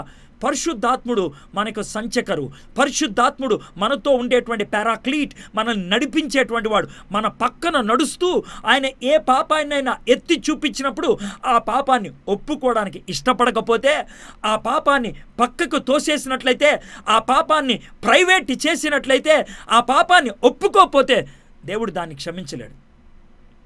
ఆ విధంగా క్షమించకుండా ఉండిపోయిన పాపం ఏదైనా ఉన్నట్లయితే ఆ విశ్వాసి జీవితం డ్రైగా ఉంటుంది, హాలోగా ఉంటుంది, బోలాగా ఉంటుంది. నీ జీవితం బోలుగా ఉందా? నీ జీవితం శూన్యంలాగా ఉందా? డొల్లలాగా ఉందా? బయటికి అద్భుతమైనటువంటి పదజాలాన్ని ఉపయోగిస్తూ ఉండొచ్చు, బయటికి నీ కార్యకలాపాలని నడిపిస్తూ ఉండొచ్చు, యాంత్రికంగా ప్రార్థన చేస్తూ ఉండొచ్చు, యాంత్రికంగా వాక్యాన్ని చదువుతూ ఉండొచ్చు, యాంత్రికంగా ప్రసంగాన్ని చేస్తూ ఉండొచ్చు, యాంత్రికంగా పరిచర్య చేస్తూ ఉండొచ్చు. కానీ జీవితం మాత్రం ఎండిపోయిందిగా, లోనుండిపోయింది. ఎందుకో తెలుసా? పరిశుద్ధాత్ముడు నీకు ఒప్పుదల కలిగించినటువంటి ఆ యొక్క పాపాన్ని ఒప్పుకోలేదు. పరిశుద్ధాత్ముడు ప్రాంప్ట్ చేశాడు, పరిశుద్ధాత్ముడు చెప్తున్నాడు ఇది ఒప్పుకో అని, కానీ ఒప్పుకోవడానికి ఇష్టపడలేదు. ఎప్పుడైతే ఒప్పుకోవో దేవుడు శుద్ధీకరించలేడు. డాక్టర్స్ ఆపరేషన్ చేయాలంటే ఆ యొక్క ఆపరేషన్ చేసే కత్తైనా ముందు స్పిరిట్తో కడుగుతారు. ఎందుకో తెలుసా? దాని మీద బ్యాక్టీరియా ఉంటుందేమో, దాన్ని చంపేయాలని. అది కనుక కడగకపోతే కనుక ఆపరేషన్ చేయటం బట్టి కొత్త జబ్బులు వస్తూ ఉంటాయి. దేవుడు ఈ ప్రపంచానికి ఆపరేషన్ చేయాలంటే ఆ ఆపరేషన్ చేసేటువంటి ఇన్స్ట్రుమెంట్ అయినటువంటి నువ్వు నేను వాక్యము చేత శుద్ధీకరించబడాలి. ఆ శుద్ధీకరణ జరగకపోతే గాడ్ కెనాట్ యూజ్ అస్. యోహాను సువార్త 17:17 సత్యమందు వారిని ప్రతిష్ఠి చేయము, నీ వాక్యమే సత్యము. కాన్సిక్రేట్ చేయాలి, దేవుడు ప్రతిష్ఠించాలి. స్పిరిట్తో కడిగినటువంటి ఆ యొక్క ఇన్స్ట్రుమెంట్స్ని వేరుగా పెడతారు, దాన్ని మిగిలిన వాటితో కలపరు. దేవుడు నిన్ను వాక్యము చేత ప్రతిష్ఠిస్తే ప్రత్యేకించి పెడతాడు. ఆయన ప్రత్యేకించి పెడతానికి ప్రయత్నం చేస్తాడు. God wants to use only that which is clean. ఏదైతే శుద్ధీకరించబడిందో దాన్నే వాడుతూ ఉంటాడు. God wants to communicate with the people who are clean. దేవుడు ఎవరి ద్వారా మాట్లాడగలడో తెలుసా? ఎవరైతే తమ జీవితాన్ని దేవుని సన్నిధిలో పవిత్రపరుచుకున్నారు. ఈరోజు దేవుడు నిన్ను వాడుకోలేకపోతున్నాడంటే కారణం probably you are not clean. నువ్వు శుద్ధుడివి అవ్వలేదేమో. ఆలోచించు. నువ్వు విశ్వాసివే. నీ యొక్క విశ్వాసత్వాన్ని నేను శంకించట్లేదు, దేవునితో నీకున్న సంబంధాన్ని నేను శంకించట్లేదు, కానీ నీ యొక్క సహవాసాన్ని మాత్రం నేను అడుగుతున్నాను. 8వ వచనం, అప్పుడు నేను ఎవని పంపుదును, మా నిమిత్తము ఎవడు పోవునని ప్రభు సెలవయ్యగా వింటిని, అంతటి నేను చిత్తగించుము, నేనున్నానని నన్ను పంపుమని చెప్పాడు. What a beautiful thing it is. ఎప్పుడైతే తాను శుద్ధీకరించబడ్డాడో పవిత్రమైనటువంటి సంభాషణ వినటం మొదలుపెట్టాడు. పవిత్రమైనటువంటి సంభాషణ. ఈ పవిత్రమైన సంభాషణ ఎవరి మధ్యన జరుగుతుందో తెలుసా? త్రిత్వ దేవుడి మధ్యన జరుగుతున్నటువంటి సంభాషణ. ఆ సంభాషణ ఈయన చెవిలో పడింది. దేవుని స్వరము నీకెందుకు వినబడట్లేదు? దేవుని భారము నీ దగ్గరికి ఎందుకు రాలేదు? దేవుని దర్శనము నీకెందుకు చేరలేదు? అది ఎలా చేరుతుంది నాకు తెలీదు. ఒక కళ ద్వారానా, ఒక దర్శనం ద్వారానా, ఒక కోరిక ద్వారానా, ఒక భారం ద్వారానా, వాక్యము చదువుతున్నప్పుడు ఆ వాక్యము నీ హృదయానికి తాకటం ద్వారానా నాకు తెలీదు. Somewhere somehow God uses a means. దేవుడు ఒక పద్ధతిని ఉపయోగిస్తాడు. నా పదం ఇది, నా మాట ఇది, నా స్వరం ఇది, ఆయన వినబడేటట్లు చేస్తాడు. మై ఫ్రెండ్స్, ఆ యొక్క సవాలు లేకుండా, ఆ ఛాలెంజ్ లేకుండా యువర్ ప్రేయర్ ఈజ్ యూజ్లెస్. అదొక మంత్రం మాత్రమే. ఈరోజు నువ్వు ఆ ఛాలెంజ్ని పొందకుండా ప్రార్థన చేస్తే నీ ప్రార్థన బోడి ప్రార్థన, అది కనీసం పరలోకముకి చేరదు, నీ ఇంటి కప్పుకి చేరుతుంది. It want reach even your roof top. A.W. Tozer అంటున్నాడు ఈ మాట. మనలో చాలామంది చేసే ప్రార్థన మన ఇంటి కప్పుకు కూడా చేరవంట. ఇంటి కప్పుకు కూడా చేరు. ఎందుకో తెలుసా? We don't have the confrontation of God in heaven. దేవుణ్ణి ఎదుర్కోలేదు. we haven't celebrated the glory of God. దేవుని యొక్క ఆ యొక్క ఔన్నత్యాన్ని, ఆ యొక్క మహిమను మనం ఆరాధించలేదు. we haven't conceived the glory of God. దేవుని యొక్క ఆ యొక్క మహిమను చూడలేదు. we haven't got convicted. మన పాపాన్ని మనం ఒప్పుకోలేదు. మనము నోటితో ఆ పాపాన్ని ఒప్పుకోలేదు. అది జరగకుండా we are not clean. మనం పవిత్రపరచబడలేదు. if you are not clean, దేవుడు మాట మనకి వినబడదు. మై ఫ్రెండ్స్, దేవుని మాట వింటే దేవుని సన్నిధికి మన ప్రార్థన చేరుకుంటుంది. ఈ జూమ్ యాప్లో 3 ఉన్నాయి. జూమ్ యాప్ ఒకటి, రెండోది మీకు ఒక కోడ్ కావాలి, మూడోది మీకు పాస్వర్డ్ కావాలి. ఈ 3 ఉంటేనే నేను ఇచ్చే ఈ వర్తమానం మీకు అందించబడుతూ ఉంటుంది. దేవుడిచ్చేటువంటి వర్తమానం మన దగ్గరికి రావాలంటే జూమ్ యాప్ అనే తండ్రితో మన కనెక్షన్ ఉండాలి. హోలీ స్పిరిట్ అనే కోడ్ మన జీవితాన్ని ఆయన మారుస్తూ ఉండాలి. జీసస్ అనే పాస్వర్డ్ మనకు ఉండాలి. ఫాదర్ అనే జూమ్ యాప్ ఉండాలి. హోలీ స్పిరిట్ అనే కోడ్ ఉండాలి. జీసస్ అనే పాస్వర్డ్ ఉండాలి. అప్పుడు ప్రత్యేకమైనటువంటి పిలుపు నీకు అందబడుతుంది. Call to complete surrender. దేవునికి పరిపూర్ణంగా సమర్పించుకోవడానికి. Complete surrender need not be full time call. మళ్ళీ చెప్తున్నాను, complete surrender need not be full time call. పరిపూర్ణంగా సమర్పించుకోవటం అనేది పరిపూర్ణ సేవకు పిలుపు కాకపోవచ్చు. All believers are called to complete surrender. ప్రతి విశ్వాసి కూడా పరిపూర్ణంగా లోబడే జీవితానికి, పరిపూర్ణంగా సమర్పించుకునేటువంటి జీవితానికి రావాలి. Only few believers are called to full time service. కొంతమంది మాత్రమే వాళ్ళల్లోంచి పరిపూర్ణ సేవకి పిలుస్తూ ఉంటాడు. Have you heard the call from God? నువ్వు ఏం చేస్తున్నావో ఈరోజు నాకు తెలియదు. నువ్వు లెక్చరర్గా ఉండి సేవ చేస్తున్నావా? ఉద్యోగం మానేసి సేవ చేస్తున్నావా? రోడ్లూడుస్తూ సేవ చేస్తున్నావా? కిరాణా కొట్లో పనిచేస్తూ సేవ చేస్తున్నావా? ఏ విధంగా సేవ చేస్తున్నావో నాకు తెలియదు. నువ్వు చేసేటువంటి సేవకి దేవుని పిలుపు ఉందా అని అడుగుతున్నాను నేను. If that call is not there, if that confirmation is not there, if the cleansing is not there, if the conviction is not there, my friends, it's of no use. ఉపయోగము లేనటువంటిది. It's of no use. అప్పుడు దేవుడు మనకి challenge ఇస్తాడు. దేవుడు అప్పుడు మనకి challenge ఇస్తాడు. చాలామంది విశ్వాసులు పారాసైట్స్ లాగా జీవిస్తూ ఉంటారు. పారాసైట్స్ అంటే తెలుసా? పరాన్న భుక్తులు అంటే ఏంటి తెలుసా? చర్చిలో ఉంటారు, ఎవడ ప్రార్థన చేస్తాడా అని చూస్తారు, ఎవరు వాక్యం చెప్తారా అని చూస్తారు, మళ్ళీ దానికి పెద్ద భక్తిభావం. మాకు దేవుని వాక్యం వినాలంటే ఎంత ఇష్టమో తెలుసా అండి. సుత్తి కాదు, నువ్వు చదవలేవు, నువ్వు ధ్యానం చేయలేవు, ఓ 10 నిమిషాలు ప్రార్థన చేయలేవు, ఎవడో ప్రార్థన చేస్తాడని, ఎవడో వాక్యం చెప్తాడని, ఎవడో నీకు అర్థం చెప్తాడని ఎవడి మీద ఆధారపడతావు? ఎంతకాలం ఇది చేసేది? ఎంతకాలం నువ్వు పారాసైట్ లాగా బతుకుతావు? ఎన్ని సంవత్సరాలైంది నువ్వు మారు మనసు పొంది? How many years you are depending on somebody else? నువ్వు వేరే వాళ్ళ మీద ఆధారపడటం తప్పని నేను అంటలేదు. ఇప్పటికీ రవి విన్సెంట్ గారిని నేను ప్రార్థన చేయమని చాలా సందర్భాల్లో అడుగుతాను. But do you know what I want to say? నువ్వు ఇతరుల మీద ఆధారపడాలి, కానీ ఇతరులకి నువ్వు ఇచ్చేది ఏదైనా ఉండాలి. నేను డబ్బుల గురించి మాట్లాడట్లేదు. Is there something spiritually contributed from your side? ఆత్మీయంగా నువ్వు ఇవ్వగలిగేది ఏదైనా ఉందా? వాక్యం చెప్తావా? ప్రార్థన చేస్తావా? పరిచర్య చేస్తావా? There should be something from your side. నీ సైడ్ నుంచి ఏదైనా ఉండాలి. అది ఏదీ లేదు.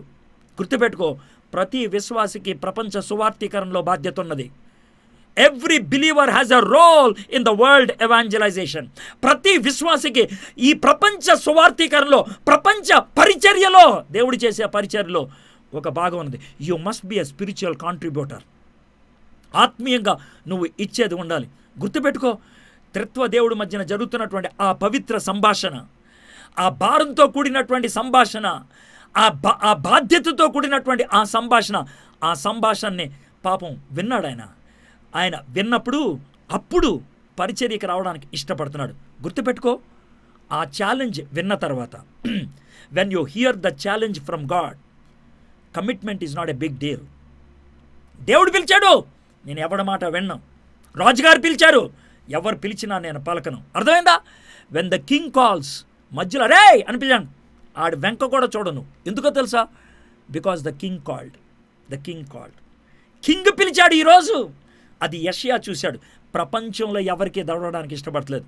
మీలో కొంతమంది, సార్ మా ఫ్యామిలీ ఏమనుకుంటారు, సార్ నా ఉద్యోగం ఏమవుతుందో, సార్ నా బతుకేమవుతుందో, సార్ నా భవిష్యత్తు ఏమవుతుందో, ఇలాంటి ప్రశ్నలు నీకు ఉన్నాయంటే you haven't seen the king, you haven't heard the king calling you. ప్రభు పిలుస్తున్నాడు అనిపిస్తే commitment is not a big deal. ఆ విధమైనటువంటి ఛాలెంజ్ ప్రభు దగ్గర నుంచి విన్నాడు కాబట్టి నేనున్నాను ప్రభా. మళ్ళీ మీకు చేతులు జోడించి చెప్తున్నాను, ఈ పిలుపు పరిపూర్ణ సేవ కోసం చెప్పట్లేదు. మీలో అందరూ పరిపూర్ణ సేవకులు అవ్వరు, కానీ ఒక్క మాట చెప్తున్నాను, ఈ వాక్యం వినే ప్రతి ఒక్కరూ పరిపూర్ణ సమర్పణ జీవితం మాత్రం ఉండాల్సిందే. You must have a complete surrender, but it may not be a full time call. 9వ వచనం, చివరి వచనం, ఆయన అప్పుడు చెప్తున్నాడు, నీవు పోయి ఈ జనులతో ఇట్లనము, మీరు నిత్యము వినుచుందరు కానీ గ్రహింపకుందరు, నిత్యము చూచుచుందరు కానీ తెలుసుకొనకుందరు. ఎప్పుడైతే ఆ కమిట్మెంట్ జరిగిందో యెషయా పక్షాన, అప్పుడు దేవుడు కమిషన్ ఇవ్వడానికి మొదలుపెట్టాడు. Commission happens after commitment. దేవుడు నిన్నెప్పుడు పంపిస్తాడు తెలుసా? ఆయనకు పూర్తిగా నువ్వు సమర్పించుకుంటేనే, పూర్తిగా నిన్ను నువ్వు అప్పగించుకుంటేనే. యెషయా సమర్పించుకున్నాడు, అప్పగించుకున్నాడు, దేవుడు పంపించడానికి ఇష్టపడుతున్నాడు. Without that God will not give you a job, a burden, a ministry. దేవుడు నీకు ఒక పరిచర్యను ఇవ్వడు, దేవుడు నీకు ఒక భారాన్ని ఇవ్వడు, దేవుడు నీకు ఒక బాధ్యతను ఇవ్వడు. అది ఎప్పుడు జరుగుతుందో తెలుసా? Only when you have the complete commitment. అపోస్తుల కార్యములు 6వ అధ్యాయం, పేతురు యోహాన్లు వాళ్ళు వాక్య పరిచర్య చేయడానికి రకరకాలైనటువంటి విషయాలు అడ్డొచ్చాయి. అప్పుడు వాళ్ళు అంటున్నటువంటి మాట జాగ్రత్తగా వినండి. 6వ అధ్యాయం 3వ వచనం, కాబట్టి సహోదరులారా ఆత్మతోనూ, తెలుగు బైబిల్ చూస్తున్నట్లయితే ఆత్మ అనేది గట్టిగా ఉంటుంది, బోల్డ్గా, ఆత్మతోనూ జ్ఞానముతోనూ నిండుకొని మంచి పేరు పొందిన 7 మనుషులను మీలో ఏర్పరచుకునడి, మేము వారిని ఈ పనికి నియమితము.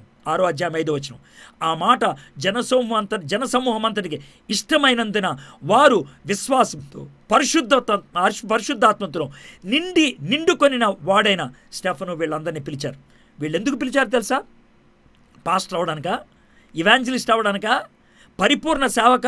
కాదు, అన్నం వడ్డించడానికి. అన్నం వడ్డించడానికి. గుర్తుపెట్టుకోండి, వాళ్ళకి ఫుల్ కమిట్మెంట్ ఉంది, ఫుల్ టైం కాల్ మాత్రం లేదు. నీకు ముందు ఫుల్ కమిట్మెంట్ ఉండాలా, ఫుల్ సరెండర్ ఉండాలా. Full of faith is equal to full commitment. పరిపూర్ణ విశ్వాసము అనేది పరిపూర్ణ సమర్పణకు సాదృశ్యము, పరిపూర్ణంగా ఒప్పుకుదలకు సాదృశ్యము. Full of holy spirit is equal to full of commitment. Beautiful thing it is. తమ్ముళ్ళు, మనం ఏం చదివాం? మొదట కాంటెక్స్ట్ చూసాం, సందర్భం. రెండోది కన్ఫ్రంటేషన్ చూసాం, ఎదుర్కోవటం. మూడోది కన్సెప్షన్ అండ్ కంటెంప్లేషన్ చూసాం, కనుక్కోవటం, ధ్యానించడం. నాలుగోది సెలబ్రేషన్ చూసాం, ఆరాధన.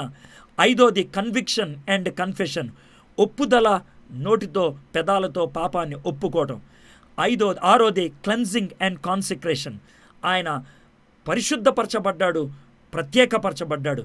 ఏడోది ఛాలెంజ్ అండ్ కమిట్మెంట్, ఆయన సవాలు విన్నాడు, దానికి తన్ను తాను సమర్పించుకున్నాడు. ఇప్పుడు ఫైనల్గా దేవుడు ఏమంటున్నాడు తెలుసా?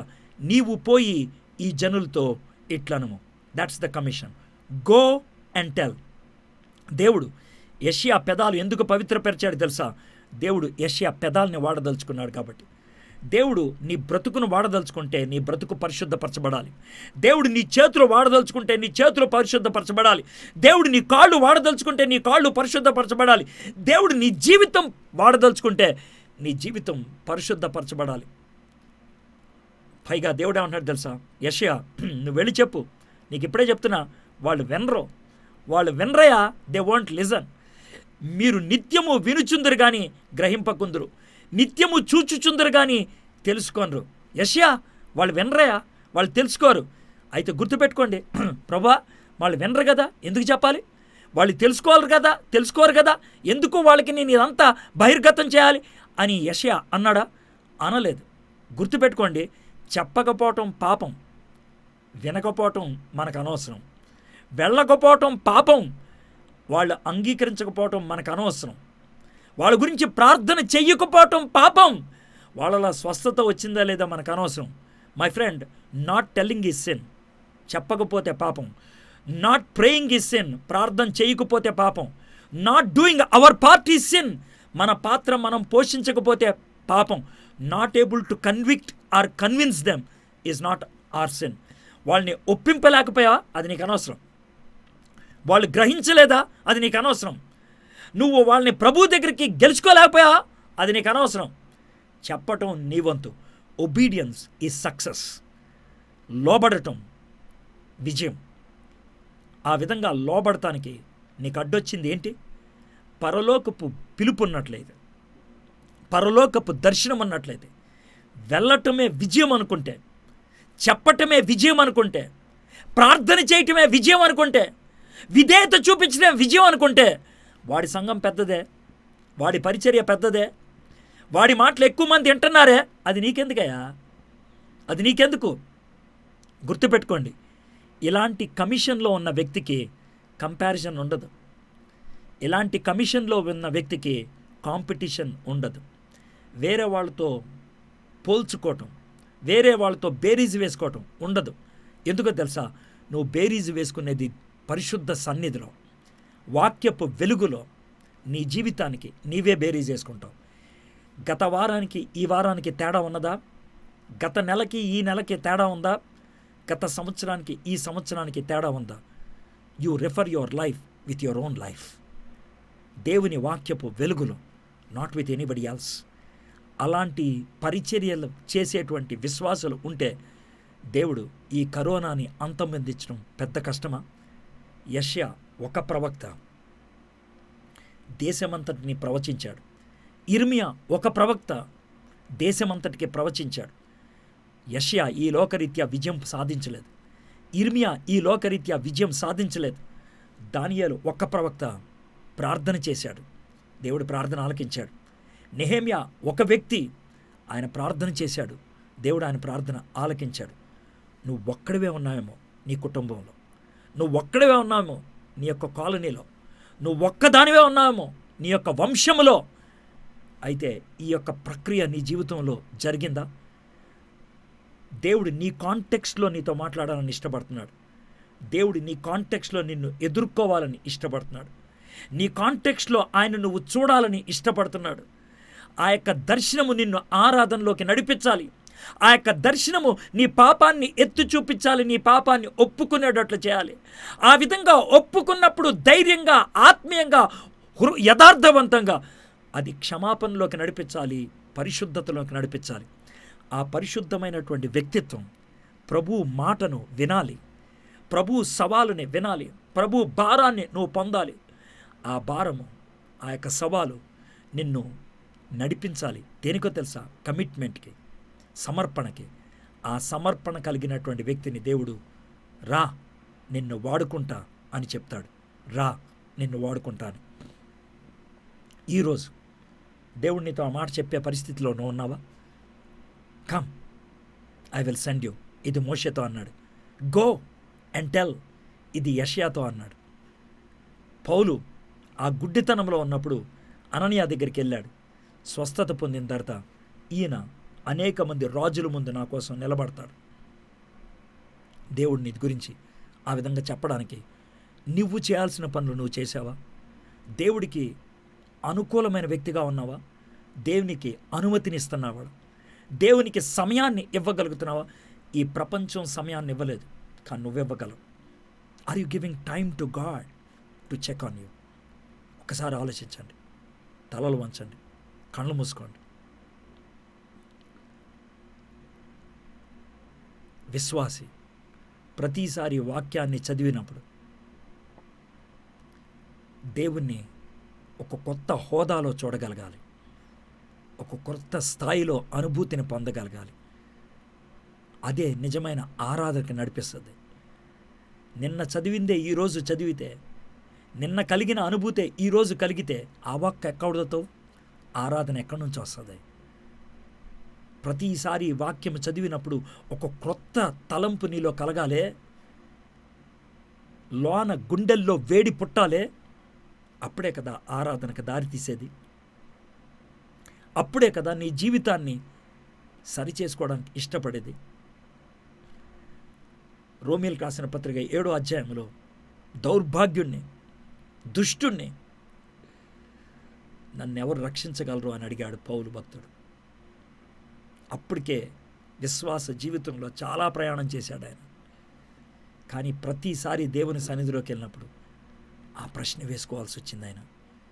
చివరికి పరిశుద్ధాత్ముడు అతను ఆదరిస్తూ ఉన్నాడు 8వ అధ్యాయంలో. నాతో పరిశుద్ధాత్ముడు ఉన్నాడు, చాలు. ఆయన నెమ్మదిగా నన్ను సరి చేసుకుంటూ ఉంటాడు. Cleansing and consecration. అప్పుడే నూతన సవాలు, నూతన సమర్పణ. నూతన సవాలు లేకుండా నూతన సమర్పణ ఉండదే. ఈరోజు వాక్యం వినేటువంటి నువ్వు ఒక సవాలు నువ్వు పొందాలి. అప్పుడే సమర్పణలోకి వెళ్ళగలుగుతావు. నువ్వు పరిపూర్ణ సేవకుడు అయి ఉండొచ్చు, పాస్టర్ అయి ఉండొచ్చు, మిషనరీ అయి ఉండొచ్చు, but you need to have a fresh commitment. Fresh commitment including me, నాతో కలిసి. ఆ కమిట్మెంట్లో దేవుని దగ్గర నుంచి ఆ స్వరాన్ని వినగలిగి ఉండాలి నేను. Go and tell. దేవుడు ఆ మాట ఎవరితో చెప్తాడు తెలుసా? ఈ బిడ్డ నా బిడ్డ అనుకున్నప్పుడు. ఆ బిడ్డను పవిత్రపరిస్తే, ఆ బిడ్డ మీద భరోసా ఉంటే, ఆ బిడ్డ మీద నమ్మకం ఉంటే, గో అండ్ టెల్, వెళ్ళు, ఆ మాట చెప్పగలుగుతాడు. నీతో ఆ మాట దేవుడు చెప్పడానికి ఇష్టపడుతున్నాడా? మరణం తాండవం ఆడుతుంది మన ప్రపంచంలో, మరణం తాండవం ఆడుతుంది మన వీధుల్లో. దేవుడు మనల్ని పంపించాలంటే చాలా జాగ్రత్తను తీసుకోవాలి ఆయన, లేకపోతే పంపించలేడు ఆయన. He cannot. ఆ జాగ్రత్తలు ఎక్కడ చూస్తున్నాం మనం?